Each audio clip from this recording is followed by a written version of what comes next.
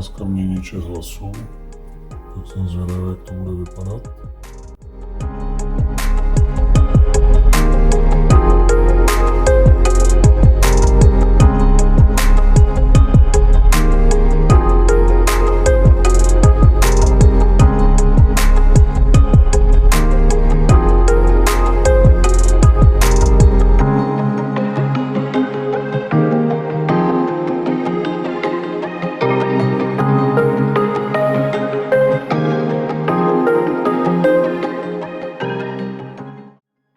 Tak jo, tak tohle je pokus.